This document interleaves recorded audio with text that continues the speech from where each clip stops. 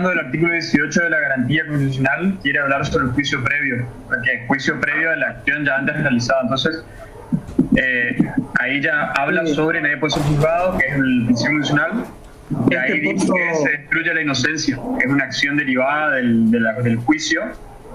Se busca la sentencia con el doble conforme, que es se busca el doble conforme de la aplicación de la pena y la ejecución del control judicial.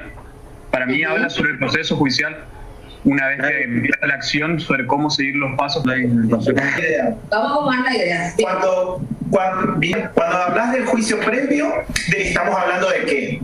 Entonces, de una acusación, de una defensa, de una prueba, que luego, después de ese juicio en sí, se va a transformar en una sentencia. Entonces, ¿quién es el imputado en este caso? Es el que se le debe destruir la presunción de inocencia. ¿Quién es el que está obligado a destruir esa presunción? El actor fiscal. El Ministerio Público. Muy bien. ¿Mediante qué? Mediante las pruebas, conseguir. Doctor, Ahí está. penal puede ser, doctor, mediante la acción. Doctor, también la querella en parte cuando... Sí. Entonces, vamos a darle forma a nuestro gráfico. Sabemos que existe un sistema constitucional de derechos y garantías para todos los sujetos que intervienen en un proceso penal. Una de las garantías fundamentales a nivel penal la encontramos en el artículo 18 de nuestra Constitución, que nos habla de un juicio previo. Ese juicio previo implica que nadie puede ser juzgado sin un juicio previo fundado en anterior al hecho del proceso. Cuando ese juicio se haya realizado y se haya logrado con el grado de certeza determinar que la acusación fue consistente con las pruebas recolectadas durante la instrucción o durante la investigación penal preparatoria, mediante esa sentencia, lo que se hace es destruir la presunción de inocencia del imputado. ¿Por qué recién con una sentencia se destruye esta presunción de inocencia? Porque recordemos que el imputado, a lo largo del proceso, y todas las personas, vivimos con un estado de garantía. Nosotros ingresamos como sospechosos, acusados de un delito, y tenemos en nuestra cabecita como la nube esa que nos persigue, que le perseguía a la Pantera Rosa, y nos persigue a nosotros lo que es el estado de inocencia, la presunción de inocencia. Recién esa nubecita se va cuando el fiscal, mediante su acusación, que fue probada en un juicio previo, logra destruirla mediante el dictado de una sentencia condenatoria. A su vez, este juicio previo se compone de ciertos requisitos que son la acusación, la defensa, la prueba, la sentencia y el derecho al recurso.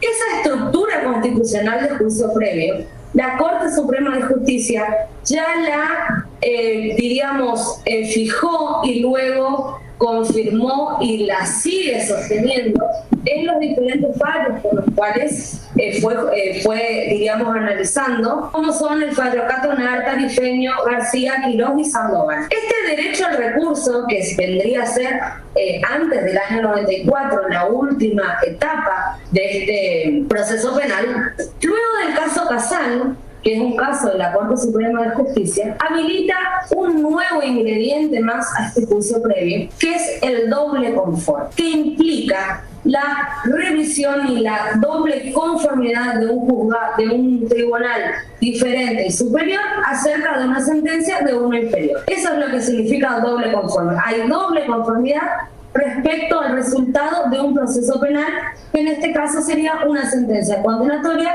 o una sentencia absoluta. Una vez que tenemos ya fijo este doble conforme, que tenemos, este doble conforme garantizado, nuestra sentencia queda firme. Nada ni nadie la puede modificar. Adquiere la calidad de firmeza, que no se de cosa juzgada y que no se puede modificar. Una vez que nuestra sentencia adquiere la calidad de cosa juzgada, recién ahí vamos a iniciar con el proceso de aplicación de la pena que contiene esa sentencia mediante la etapa del proceso penal que se llama ejecución, la cual va a ser llevada adelante mediante un control judicial. Usted dijo, la destrucción de la presunción de inocencia recién queda totalmente consumada cuando suceden todo esto que usted dijo, se supera el doble conforme. En la sentencia, Claro, pero Cuando hay una sentencia firme. en el doble control. Para seguir recurriendo, no es que estoy culpable del todo, por más que esté cumpliendo, sea en sentido filosófico, por decirlo, porque una vez que estoy en la cárcel, ya, por más que me quieran convencer de que las cárceles están en la mente, hay que estar ahí adentro, ¿no? Pero Ahora es lindo, así que no te preocupes. Pero ojo que hay una diferencia en la cual vos estés cumpliendo una ejecución de sentencia y una prisión preventiva. Por eso, ojo, no confundirse. O una detención. Eso vamos a distinguir más adelante. yo estoy hablando de que la presunción de inocencia se termina, se destruye, ya no podemos hablar de presunción de inocencia una vez que tenemos una sentencia firme basada en autoridad de cosas juzgadas. Que eso se adquiere una vez que tengamos un doble conforme. Doctora, perdone, en el doble conforme a un funcionario que ya tiene doble conforme, le redujeron a él tenía 5 años y pico y hizo un curso de albañilería y de no sé cuántas cosas más. Sí, el caso Vudú, acá como. De ahí lo que estamos hablando es de una etapa de ejecución. ¿Por qué? Porque ahí estamos hablando de lo que es una libertad anticipada, una libertad condicional, ciertos permisos, ciertos premios que se le han imputado. Eso se llama régimen de progresividad, que está regulado por una ley especial. 2468. Exacto, que es la ley de ejecución penal, es una etapa procesal totalmente distinta.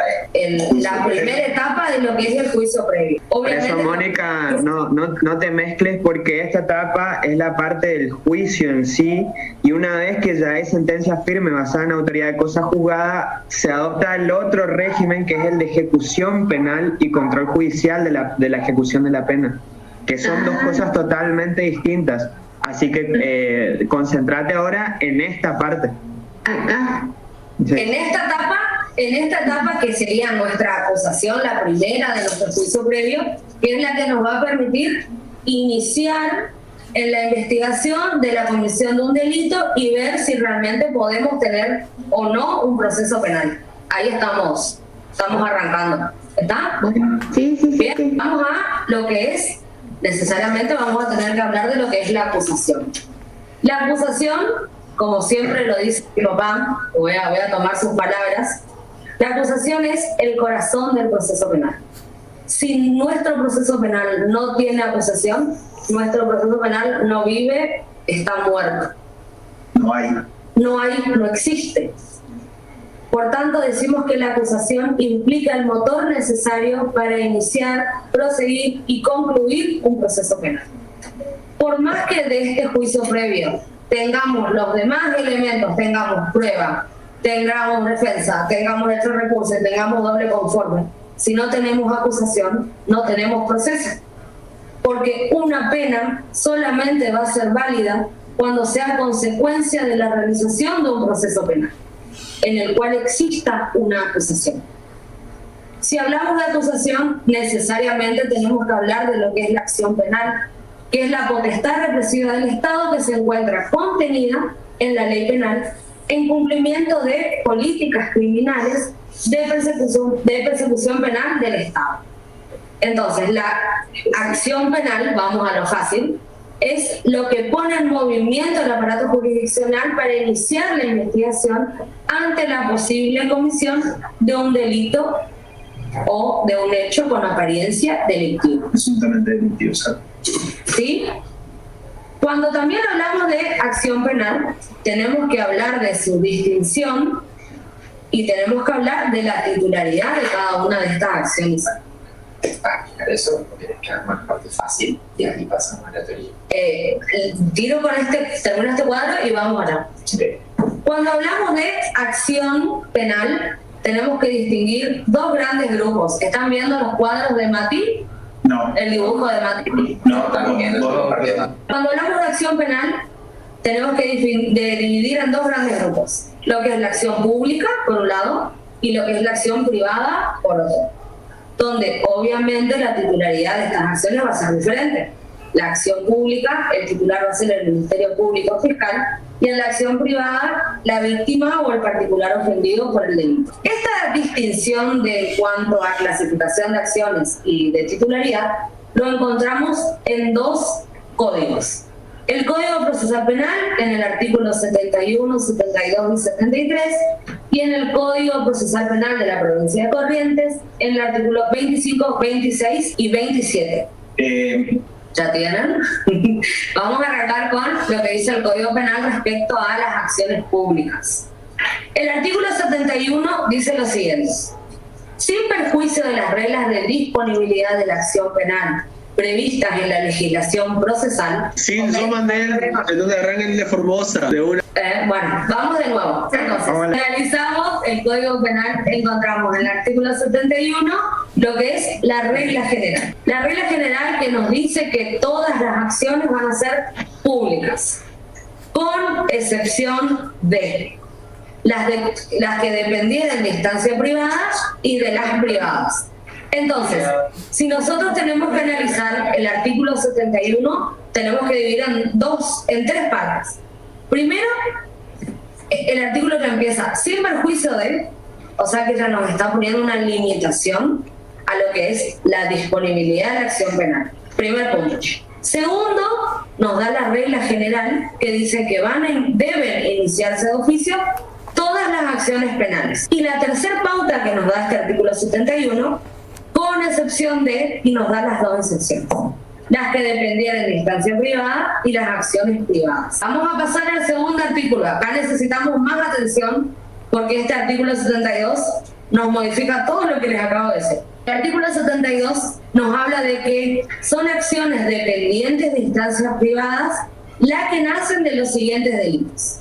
Los previstos en el artículo 119, ahí les puse lo que dice, voy a leer así brevemente: el que tuviera acceso carnal con personas de uno u otro sexo, en los siguientes casos: cuando la víctima fuera menor de 12 años, cuando la persona ofendida se hallare privada de razón o de sentido, cuando por enfermedad o cualquier otra causa no pudiera resistir, o cuando se usare fuerza o intimidación. También los previstos en el artículo 120, que habla de el que tuviera acceso carnal con personas de uno u otro sexo, cuando la víctima fuera una mujer honesta, mayor de 12 años pero menor de 15, y no se encuentra en las circunstancias de los incisos 2 y 3 del artículo anterior. Es decir, que no tenga una enfermedad o cualquier otra causa que no pudiera resistir, o que se usara una fuerza o intimidación. Y el artículo 130, que nos habla que del que con miras deshonestas sustrajera o retuviera a una persona por medio de la fuerza, intimidación o fraude. Esto podríamos resumir que van a ser acciones dependientes de instancias privadas las que nacen de los delitos de abuso sexual contenidos en el artículo 119, 120 y 130. ¿Sí? Ese es el primer inciso. Este es nuestro primer inciso. Pero este inciso también nos trae una salvedad que yo les resalté en negrita para que tengan en cuenta. Estos hechos van a dar origen a una acción dependiente de instancia privada siempre y cuando no se produzca la muerte de la persona ofendida o no tenga como consecuencia de estos ataques lesiones gravísimas. Entonces, vamos de nuevo. El artículo 72, ¿qué nos está diciendo? Que existen acciones dependientes de instancia privada, que son las que nacen de los artículos 119, 120 y 130. Siempre que no resulte la muerte de la persona ofendida o que no tenga como consecuencias de estos ataques lesiones gravísimas. ¿Está? ¿Sí? Sigo. Sí, otra. Otro delito que va a ser una acción dependiente de instancia privada van a ser los que nacen de lesiones leves, sean dolosas o culposas. Y también las que nazcan de el delito de impedimento de contacto de los hijos menores con sus padres no convivientes. Hasta acá el artículo 71 y 72 del Código Penal nos está describiendo cuáles son las acciones públicas. El artículo 71 nos da la regla general y el artículo 72 nos habla de una de las clasificaciones de las acciones penales públicas. Entonces, este primer párrafo, por decirlo así, de este artículo, nos da cuáles son las acciones dependientes de instancia privada, pero así como las nombra, también nos da unas excepciones que se dan cuando muera o sufra lesiones gravísimas las víctimas por estos delitos. Continuando con el artículo, el segundo párrafo nos dice que en los casos de este artículo, o sea, en los 3 incisos anteriores que analizamos, yo les voy a decir en palabras fáciles, se procederá a formar causa, es decir, se iniciará a investigar por una acusación o una denuncia del agraviado, del tutor, del guardador o de los representantes legales. ¿Qué quiere decir esta parte? Que si el ofendido por el delito, la víctima, o en caso de que esta persona no pudiera hacerlo, su tutor, su guardador, no denuncie el hecho del cual fue víctima, no se podrá iniciar la investigación del delito. Encontramos en este tipo de acciones penales una valla procesal que nos dice que el Estado no va a poder investigar hasta tanto la víctima, su guardador, su tutor o los representantes legales no formalicen una denuncia del hecho cometido. Nos vuelve a dar otra excepción y nos dice que, sin embargo, va a proceder de oficio cuando en los casos del inciso 1 la víctima fuere menor de 18 años de edad o sea incapaz. En los casos del inciso 2, cuando mediaren razones de seguridad o de interés público, y en los casos del inciso 2, contra un menor que no tenga padre, tutor ni guardador, o fuere por uno de sus ascendientes, o cuando existieren intereses gravemente contrapuestos entre estos y siempre ¿qué nos quiere decir esta tercera parte del artículo? Hasta ahora veníamos viendo van a ser solo esos 3 las pautas para identificar cuáles son las acciones públicas dependientes de instancia privada, y nos da 3 incisos. Vuelvo al anterior. Decíamos que el artículo 72 nos delimita cuáles son las acciones dependientes de instancia privada, y son las que nacen de los artículos de los delitos comprendidos en el artículo 119, 120 y 130, que si tendríamos que resumir todo lo que dice la Filmina, serían los delitos sexuales, siempre y cuando no resulte la muerte de la víctima o lesiones gravísimas, perdón. También las lesiones leves que sean dolosas o culposas, y el impedimento de contacto de los hijos menores con sus padres no convivientes. Esto es lo que nos dice el Código Penal respecto a esto. Continuando en el análisis de este artículo, en el segundo párrafo, nos dicen que en los casos de este artículo se va a proceder a formar causa por acusación o denuncia del agraviado, del tutor, del guardador o de los representantes legales. ¿Qué quiere decir esto? Que si la víctima o el ofendido por el delito no realiza la denuncia entre las autoridades pertinentes, o en caso de que de que la víctima no pueda realizarlo, se vea imposibilitada, no la realice ni el tutor, ni el guardador, ni los representantes legales, el Estado no puede iniciar una investigación de ese delito. Hay una valla procesal para que el Estado avance. Esa valla procesal es la formulación de una denuncia. Bien, pero también este mismo artículo nos da otra excepción y nos dice que estas acciones que hasta ahora son dependientes de instancia privada, es decir, que necesitan la denuncia del ofendido para que el Estado pueda investigar, van a transformarse en oficio cuando en los casos del inciso 1 la víctima fuere menor de 18 años o sea incapaz, cuando en los casos del inciso 2 mediaran razones de seguridad o de interés público, o cuando en los casos del inciso 2 y 3 el delito fuere cometido contra un menor que no tenga padre, ni tutor, ni guardador, o que el delito haya sido cometido por uno de sus ascendientes, por su tutor o guardador, o cuando existen intereses gravemente contrapuestos y entre estos, es decir, ascendiente, tutor o guardador, y el menor, siempre que resultare más conveniente el interés superior del menor. Doctora, disculpe, los intereses gravemente contrapuestos serían si, por ejemplo, le está prostituyendo el padre o la madre al menor, por ejemplo. Ese es un ejemplo. Entonces, en ese caso, el Estado, como guardador y responsable de la seguridad de toda la sociedad, ¿qué va a hacer? Va a saltar y va a dejar de lado esta valla procesal y va a investigar de oficio. Eso es lo que nos está diciendo este artículo 72.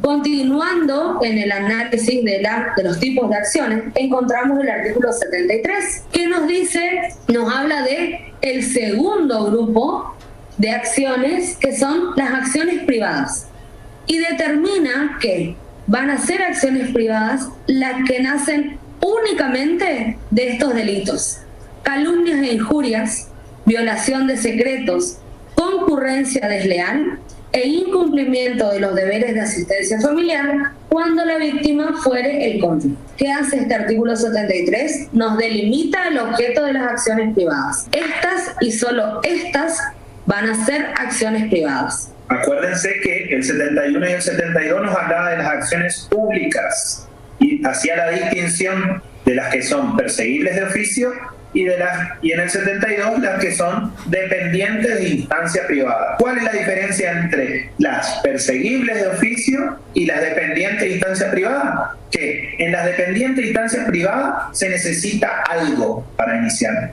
¿Cuál es ese algo, esa valla? Es la denuncia de la víctima.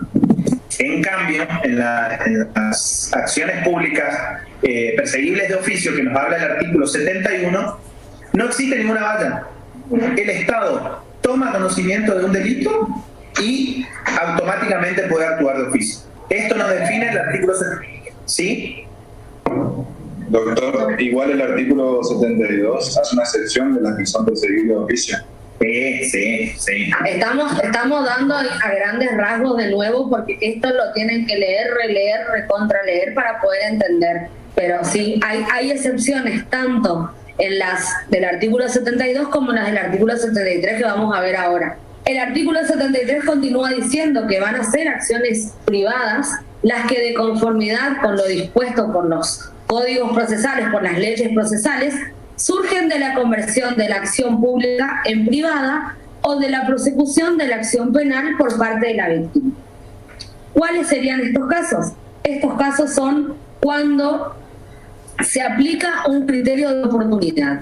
Un criterio de oportunidad significa que el Ministerio Público, como actor penal impuesto constitucionalmente, no abandona la persecución del delito y deja en manos de la víctima la posibilidad de que ella misma ejerza la investigación y ejerza la acción.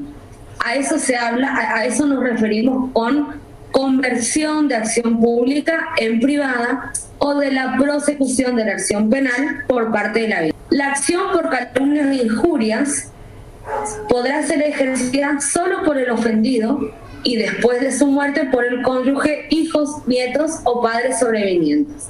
En los demás casos se va a proceder por querella del agraviado o de sus guardadores o representantes legales.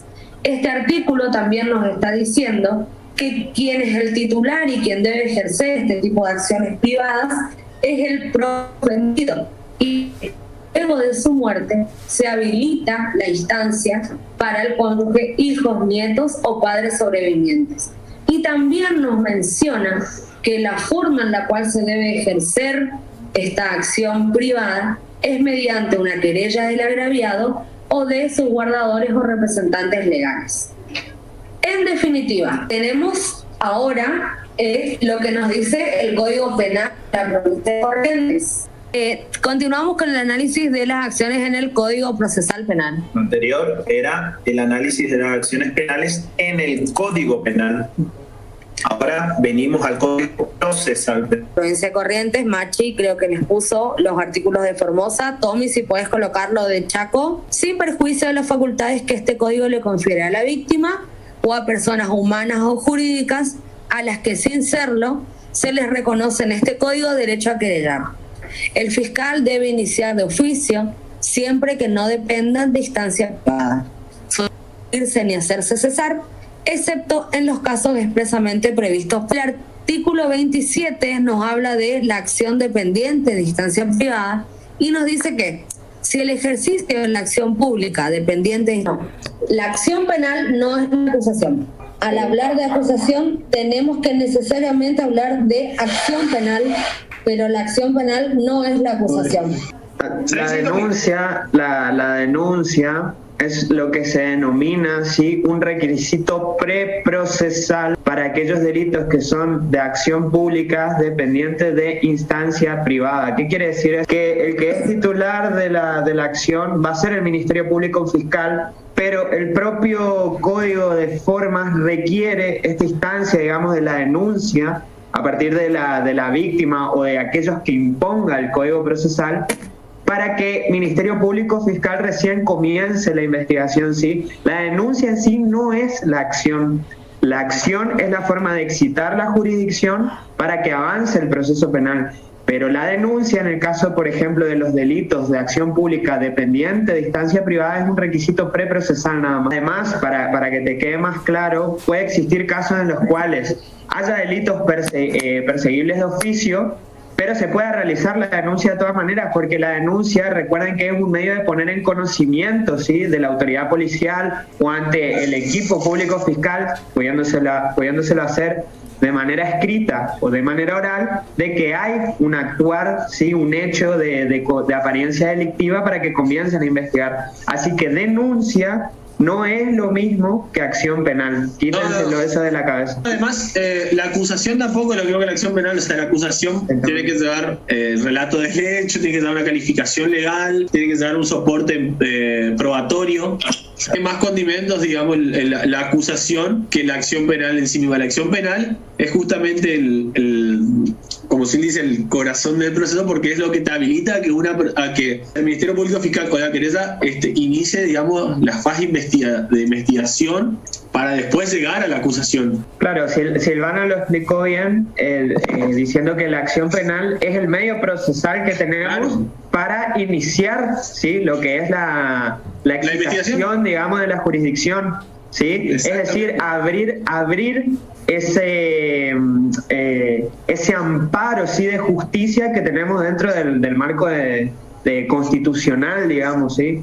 Por otro lado está la acusación, que la acusación es lo que hace la parte actora, ¿sí?, que puede recaer en cabeza del Ministerio Público Fiscal, puede recaer en cabeza del querellante, ¿sí?, pudiendo ser conjunto o particular. Eso lo vamos a ver ahora, lo va a explicar Silvana más en detalle. Pero la acusación es la forma en la cual yo presento mi hecho con apariencia delictiva, ¿sí?, se relaciona en base a estas evidencias y pude individualizar a un sujeto, ¿sí? Es decir, yo parto de un hecho con apariencia delictiva, recolecto las pruebas, las relaciono y formo la acusación. Esa es la diferencia. No sé si alguno tiene alguna duda, porque es muy importante. Por ejemplo, entonces, porque veo que la idea de la palabra, el concepto acción penal da la idea de movimiento.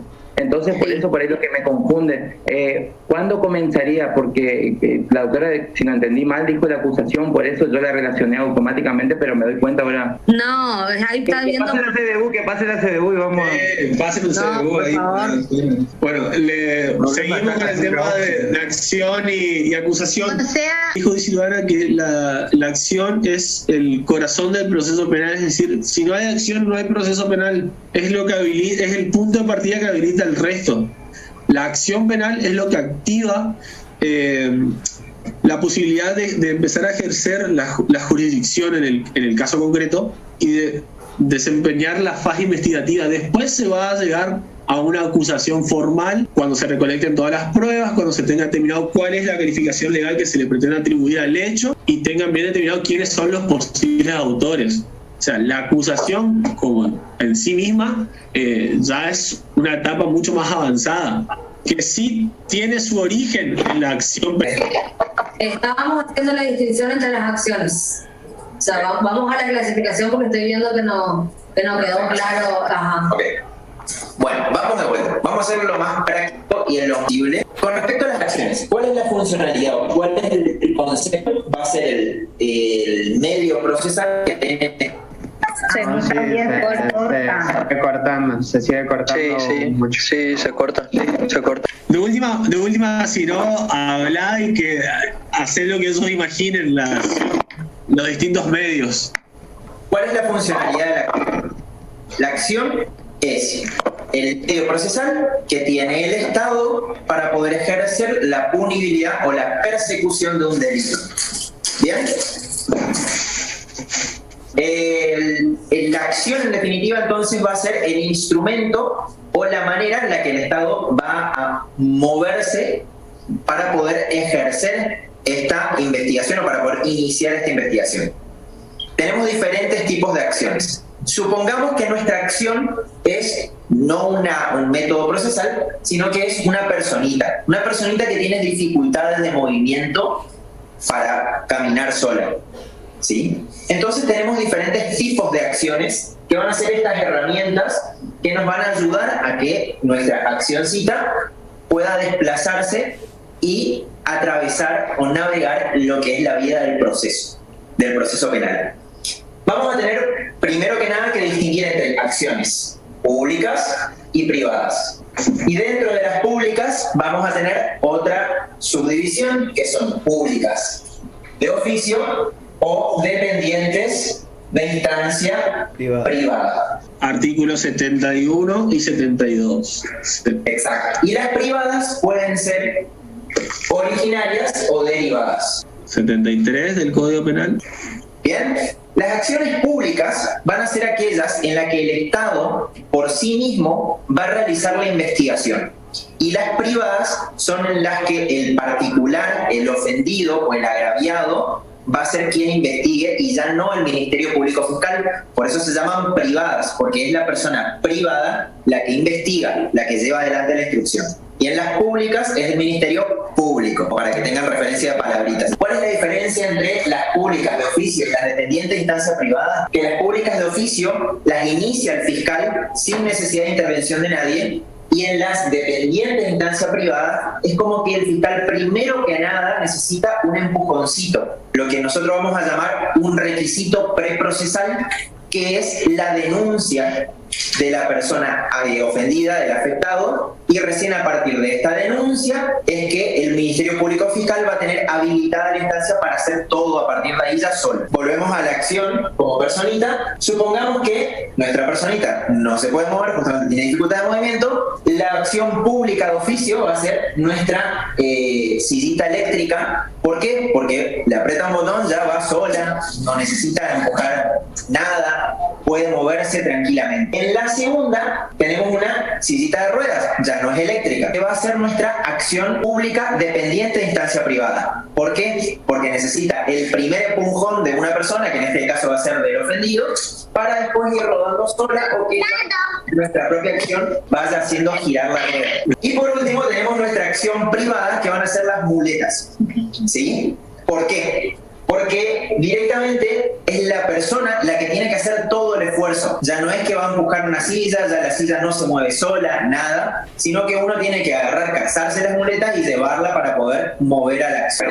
Preguntarle por qué hay dependiente de instancia privada. ¿Por qué creen que hay? Supongamos que acá obviamente la persona va a manejar sola, para hacer la pelita también. Va a manejar sola. En este caso, la persona va a estar sentada. Van a hacer el dibujito, lo estoy haciendo. Para arriba la manita. Acá. Ella denuncia. Sillita eléctrica, movimiento solo, sin impulso de nadie.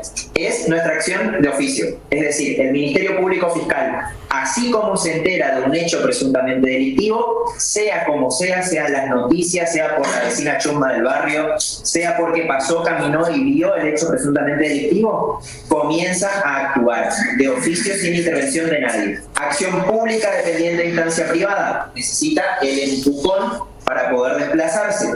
El empujón va a ser nuestra denuncia del particularmente ofendido. Es decir, quien haya sido ofendido por el delito tiene que ir y realizar la denuncia, ya sea fiscalía, juzgado o policía, y recién a partir de ahí, con esa habilitación de instancia, con ese requisito preprocesal cumplido, es que el Ministerio Público va a poder comenzar a actuar y llevar la investigación o la instrucción de oficio. Lo único que va a hacer el particularmente ofendido es algo que es preprocesal. Nunca jamás en la vida digan que la denuncia es parte del proceso, porque no lo es preprocesal. Y por favor no digan demanda tampoco, por no existe demanda penal, son denuncias nada más.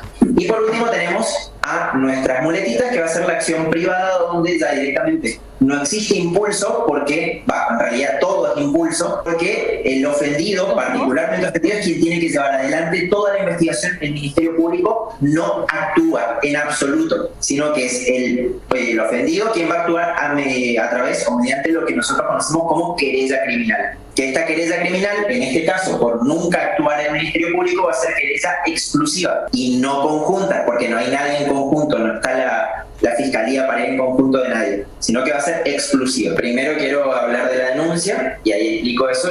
Primero que nada, vamos a hacer una distinción, que es otra cosa que sucede mucho cuando comenzamos a ver acciones, que es sobre el instituto de la denuncia.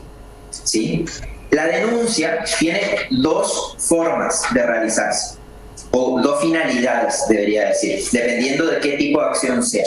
La denuncia es siempre el mismo acto, o sea, yo me voy y me presento ante la policía, el juzgado, en este caso el juez en realidad, o la fiscalía, y realizo una denuncia de un hecho delictivo. ¿Sí? Vale. Cuando se trata de una acción pública de oficio, la denuncia no es que no existe, sino que también puede haber una denuncia. Nada más que la denuncia, en el caso de la acción pública, va a llamarse noticia criminis. ¿Para qué sirve la denuncia en la acción pública de oficio? Únicamente para que el fiscal tome conocimiento de ese acto presuntamente delictivo. ¿Hace falta que sea una denuncia la manera en la que el fiscal se entere? No. Puede enterarse como noticia criminis con la denuncia, o puede enterarse por una nota en el diario, o como les dije, por la vecina chusma del barrio, o porque venía caminando y vio el hecho presuntamente delictivo. Cualquiera de estas formas de entrar en conocimiento son lo que se conoce como noticia criminis, es decir, a través de la noticia criminis es como el fiscal se entera de la acción o del hecho delictivo y a partir de ahí actúa. Entonces la denuncia va a tener el mismo valor que una nota periodística, básicamente, hablando de un hecho delictivo. No así en la acción pública dependiente de instancia privada. En la acción pública dependiente de instancia privada, nuestra denuncia va a ser un requisito. Es decir, si la denuncia no existe en la acción pública dependiente de instancia privada, no existe acción. ¿Cuál es el caso más común de acción de este tipo? El abuso sexual. La persona víctima de abuso sexual, si no va a la fiscalía, al juzgado o a la policía a hacer la denuncia, la causa nunca inicia. Por más de que el fiscal se entere de que hubo un abuso, directamente no puede haber causa porque no se cumplió con este requisito preprocesal, entonces no hay habilitación de instancia. El fiscal no está habilitado para actuar. Necesita sí o sí que vaya y haga la denuncia el afectado, el ofendido, no el amigo, no el mamá, no la mamá, no el papá, sino el ofendido, para que pueda habilitarse la instancia. ¿Por qué creen que es así? ¿Cómo?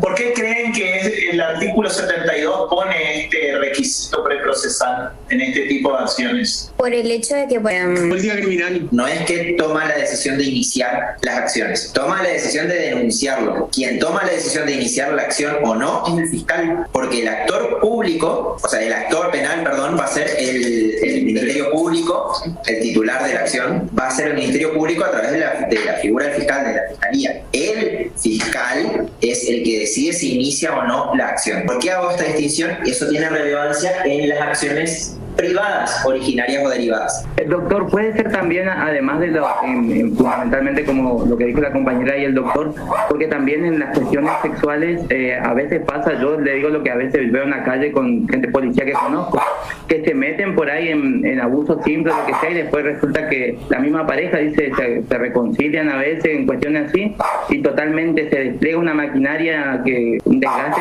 hay problemas también psicológicos. Formalmente hablando, no es por eso, sino por el tema de la revictimización. Realmente hablando, y por una cuestión de economía procesal, sí. Por eso, en el sentido de que los juzgados no tienen ganas de estar trabajando con causas de gente que denuncia y quita la denuncia y claro, o sea, es un tema de política criminal, verdaderamente, en donde disponer o no de la acción, hay gente que verdaderamente no quiere revivir y hay gente que literalmente tiene este tipo de problemas de va a hacer la denuncia, después tiene una pareja muy tóxica, se reconcilia, bueno, directamente da la disponibilidad de la acción al agraviado, pero ya una vez que hace la denuncia, sí, inicia oficio. Y ya no... Lo que se trata es de proteger la esfera íntima de la persona, porque el Estado no puede avanzar contra la integridad personal, física de esta persona y decir se tiene que investigar sí o sí por más que no quiera. Claro, recuerden que uno de los derechos más importantes, digamos, que tiene la persona, aparte de la vida, es el de la dignidad humana.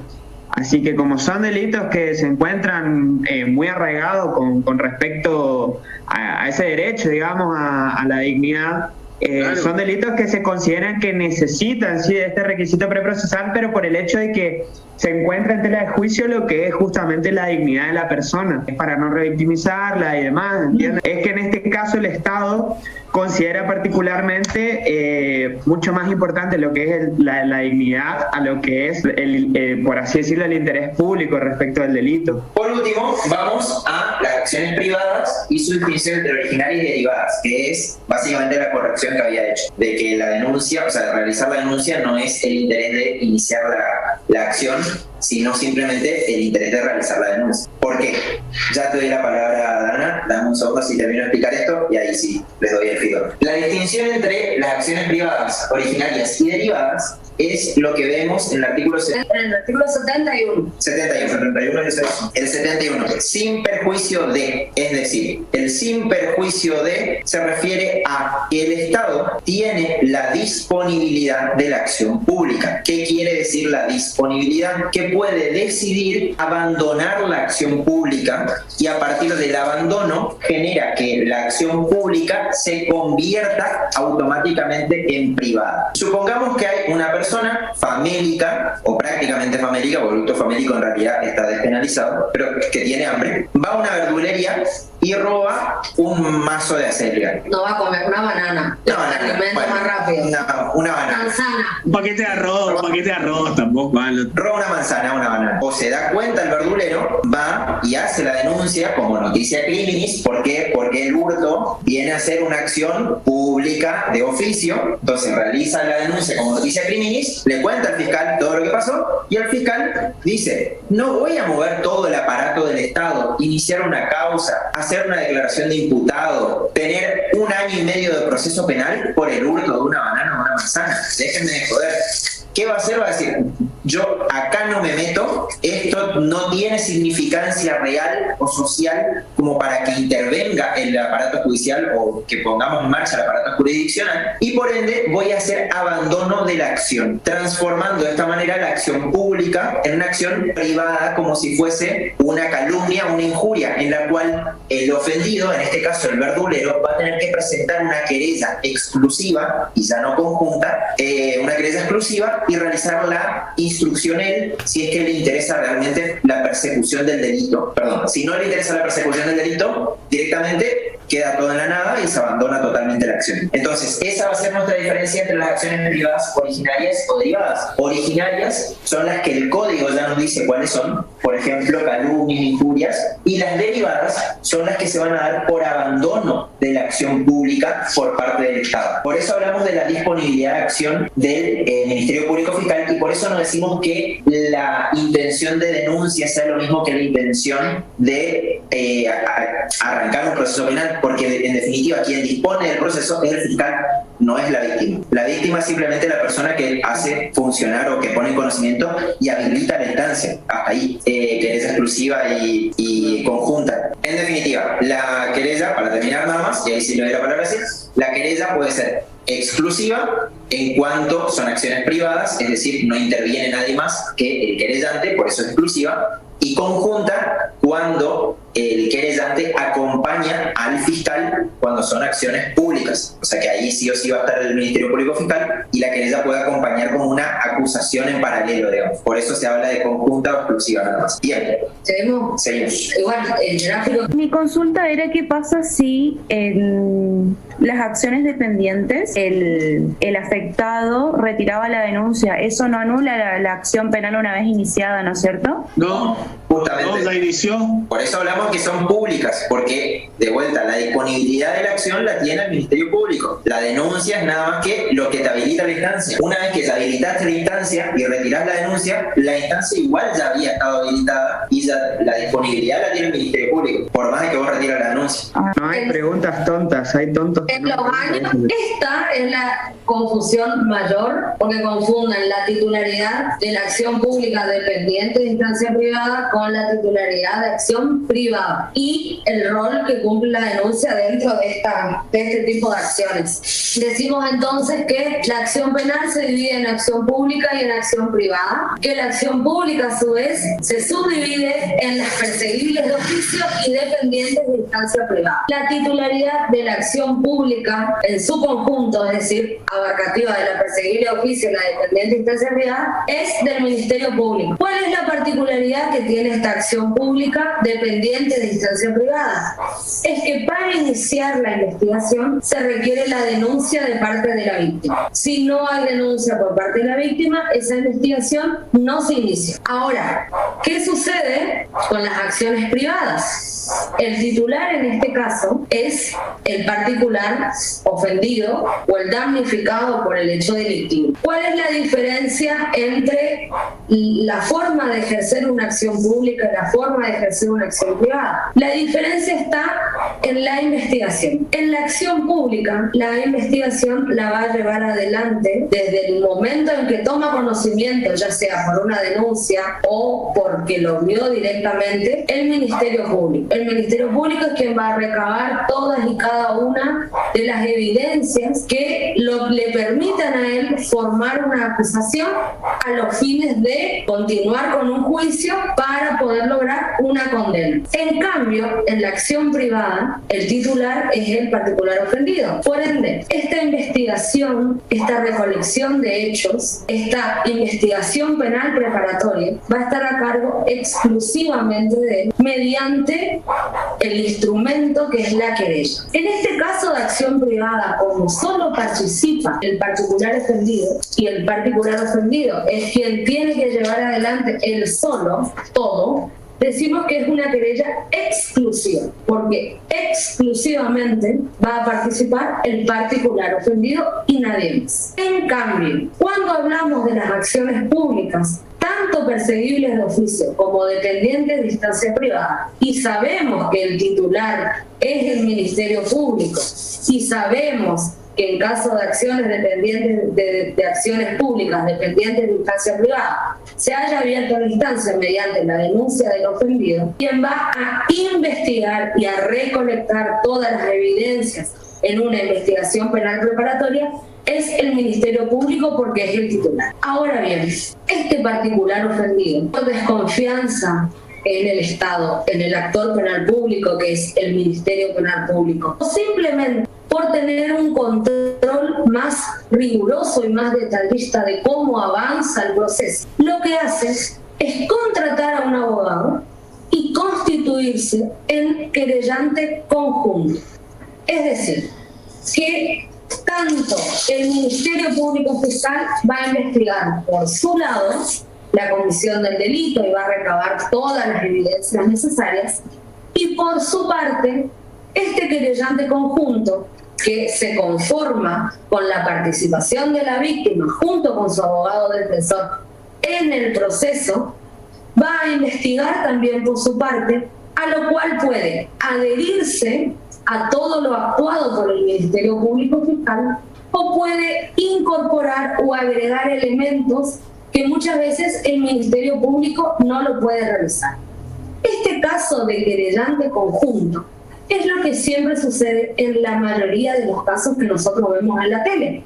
Es lo que hace el abogado Burlando, por ejemplo. Burlando, si bien hay un actor penal, él siempre se constituye en querellante conjunto, es decir, que va junto al Ministerio Público Fiscal en la investigación del delito.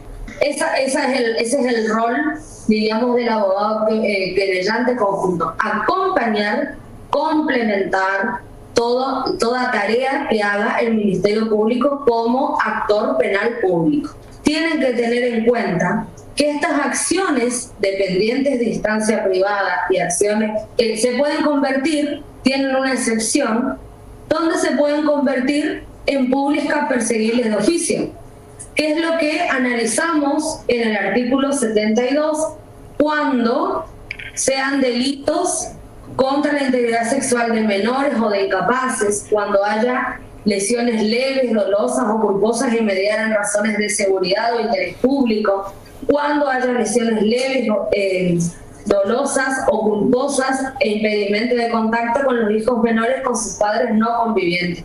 En este caso, esa conversión de acción se produce de dependiente de instancia privada en acción perseguible de oficio. Voy a agregar también esto para que quede claro. Una vez que en el caso de las acciones públicas dependientes de instancia privada, el particular ofendido realice la denuncia, ya habilita a que el Ministerio Público tome esa investigación y la realice él y solamente él.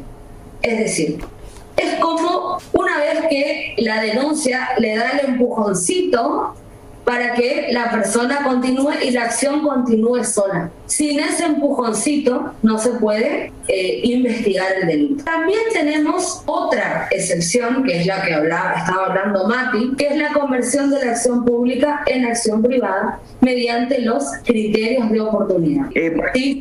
Cualquier acción pública se puede encarar como una querella conjunta, yo y el Ministerio Público, o tengo que tener una relación con él que me implique a mí, vendría a ser que me haya la vida. Siempre que tengas un interés legítimo, claro. Porque para ser querellante, el código determina cuáles son los pasos a partir de ahora, porque de todo esto que estamos hablando. El propio código determina la legitimación de qué personas pueden constituirse como querellante. En la mayoría de los casos el ofendido, y en el caso de querella particular, por ejemplo, de la calumnia, si el ofendido fallece, puede ser alguno de los familiares, cónyuge y demás. Te leo el de Formosa, por ejemplo, que debe ser igual que el de Corrientes. Dice: toda persona con capacidad civil directamente ofendida por un delito de acción pública, titular del bien jurídico afectado, tendrá derecho a constituirse en parte querellante y como tal impulsar el proceso. Bueno, ahí sigue. Pero esa es la parte que me parece que te debería interesar. Te exige el mismo código que sea la persona ofendida y titular del bien jurídico afectado. Por esas ONG que, por ejemplo, protegen o intentan proteger a colectivos, por ejemplo, a las mujeres, a los indígenas. Ese es el punto D del artículo 107, que dice: las organizaciones y las sociedades legitimados por leyes especiales para hacerlo respecto de los delitos por los cuales están legitimados. Si ustedes leen el artículo 107, se determina quiénes son los que tienen derecho para querellar y para constituirse de manera conjunta en querellante. Habla de las víctimas del delito de acción pública podrán ejercer la acción penal pública como querellante en forma conjunta con el fiscal. Después también habla que podrán querellar el representante legal si la víctima de cualquier delito fuera una persona incapaz, los socios o asociados respecto de los delitos que afecten a una sociedad o asociación cometidos por quienes la dirigen, administran o controlan, los acreedores verificados en procesos concursales por las maniobras fraudulentas producidas por el concursado en perjuicio de la masa, y el último que recién decía Miguel, respecto de los organismos públicos legitimados por leyes especiales para hacerlo respecto de los delitos por los cuales estén legitimados. Estos y solamente estas personas que están detalladas acá son los habilitados por el Código Procesal para ser querellante en las causas. Bien, esta querella tiene determinadas formalidades que tiene que cumplir. No es que con un mero escrito en el cual uno se presenta para ser querellante en una causa ya se lo toma como parte, sino que formalidades es que tiene que hacerlo mediante un abogado defensor a través de un poder especial en el cual se determina específicamente el mandato para representar en esa causa en la cual se quiere intervenir. Eso habla de la especificidad del objeto de representación en cuanto a la querella. También habla de que tiene que contener un relato claro, preciso y circunstanciado y específico del hecho por el cual se pretende investigar. En caso de que se conozcan la identificación del imputado, ya sea por sus nombres, apellidos, señas particulares o cualquier característica que permita individualizar al presunto responsable del hecho cometido, y también la eventual calificación legal que le cabe a este tipo de hechos. En muchos casos también se suele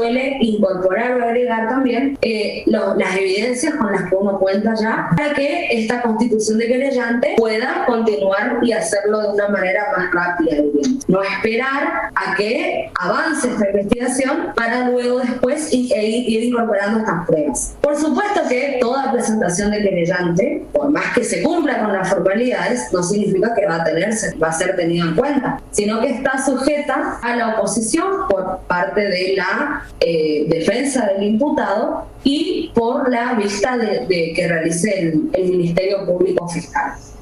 También el Código habla de la oportunidad en la cual se puede constituir querellante y determina como límite temporal máximo la elevación de la causa a juicio. Es decir, una vez que se cierra la investigación penal preparatoria, concluye la oportunidad procesal oportuna para que la persona, la víctima del delito, se pueda constituir en querellante. Las articulado desde el artículo 107 en adelante. Cuando uno se constituye en querellante, puede desistir de esta presentación, no puede desistir. El código te habla de dos tipos de desistimiento: el desistimiento expreso y el desistimiento tácito. El desistimiento expreso es cuando el querellante conjunto, mediante un escrito o en una audiencia, va a desistir expresamente de ser parte del proceso y de esta constitución de querellante, y obviamente las costas y las costas del proceso van a estar a cargo de esta parte. Y el desistimiento tácito se da cuando el querellante no impulse o no realice nuevos actos, o no presente evidencias, o no modifique la situación procesal en la cual se está por un tiempo determinado. Esos son los tipos de desistimiento. No se olviden que en este caso el querellante, en caso de las acciones públicas, el desistimiento del querellante no afecta la continuidad de la investigación, porque quien continúa es el Ministerio Público Fiscal por ser el titular de este tipo de acción. En cambio, en las acciones privadas, el desistimiento por parte del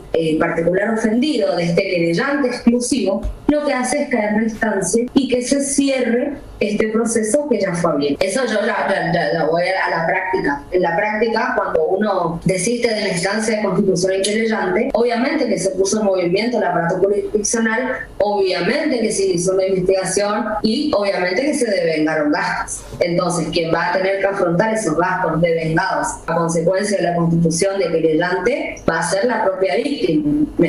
A eso me refería con el tema de las costas y costos del proceso. Bueno, entonces, ¿cómo ejercemos esta acción? La acción pública la vamos a ejercer mediante una información policial, de la información policial, de la noticia criminis, de un requerimiento de investigación penal por parte del Ministerio Público o por una querella conjunta. Y cuando hablamos de acción privada, la forma de ejercicio es mediante querella exclusiva o particular. Voy a hacer una breve mención de esto porque yo ir a la parte divertida de la parte práctica para ver si con eso podemos podemos unir lo teórico con lo práctico y las salidas alternativas. Brevemente, la Constitución, en el artículo 120, determina que el titular de la acción pública, que quien promueve la actuación de la justicia en defensa de la legalidad de los intereses de la sociedad, es el Ministerio Público. También los códigos procesales y la Corte Suprema de Justicia, en numerosos fallos, determina que quien promueve y ejerce la acción penal pública es el Ministerio Público. ¿Qué nos dice esto? Esta función nos determina que el Ministerio Público lo que hace es cumplir con un principio de legalidad en el ejercicio de la acción penal pública. ¿Qué significa este principio de legalidad? Que todas las causas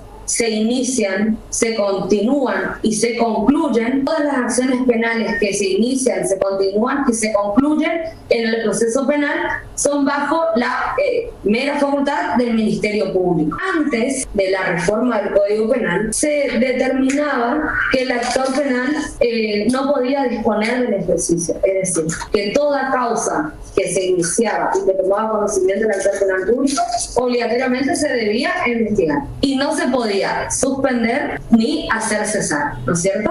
Entonces, este principio de legalidad lo que hace es determinar que el ejercicio de la acción no se puede suspender, interrumpir ni hacer cesar, salvo disposiciones contrarias. Este principio de legalidad lo que traía como consecuencia es que colapse este sistema judicial, porque como dijo Mati, el hurto, perdón, de una mensaje, una gallina, no, de una, mi papá siempre dice el hurto de un turrón, el hurto por ahí de una bicicleta, bueno, hoy ya no, porque las bicicletas están caras. Delitos que son insignificantes, lo que hacían era quitarle el protagonismo y quitarle el tiempo para que el Ministerio Público Fiscal se aboque a lo realmente importante. Que no importe que se cometan delitos leves y que solo importen la comisión de delitos graves, sino que el Ministerio Público no podía hacerse cargo de investigar y de llevar adelante el ejercicio de todas las acciones, de todos los delitos que se investigaban. Entonces, ¿esto que provocaba? El colapso del sistema judicial. Como correlato de este colapso del sistema judicial, lo que hizo la reforma al Código Penal es decir que, bien, vamos a dejar que las provincias, mediante sus códigos procesales, se encarguen de legislar del Ministerio Público en determinados casos. Es por eso que el artículo 71 del Código Penal al comienzo habla de que, sin perjuicio de las reglas de disponibilidad previstas en la legislación procesal, se deben iniciar de oficio todas las acciones penales, salvo las que dependan de instancia privada y las privadas. ¿Qué permite esa primera parte de sin perjuicio de las reglas de disponibilidad? Posibilita que la víctima pueda participar en la investigación de ciertos delitos que para el Ministerio Público no resultan de gran importancia. Entonces, este desistimiento del ejercicio de la acción penal por parte del Ministerio Público y esta posibilidad de que la víctima pueda investigar de manera separada, lo que hace es mejorar esta gestión de flujos, lo que hace es brindarle herramientas a este Ministerio Público para que pueda terminar procesos penales de maneras alternativas en escenarios que no sean tradicionales, provocando que se realicen procesos compositivos y se brinde respuestas más rápidas y eficaces a la sociedad en un menor tiempo.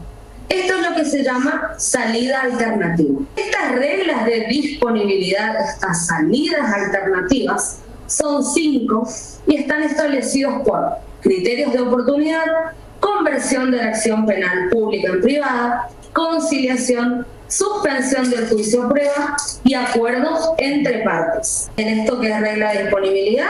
Cuando se habla entonces de la acción pública de dependencia de instancia privada, cuando son derivadas, ¿hay una querella exclusiva siempre? ¿Puede ser?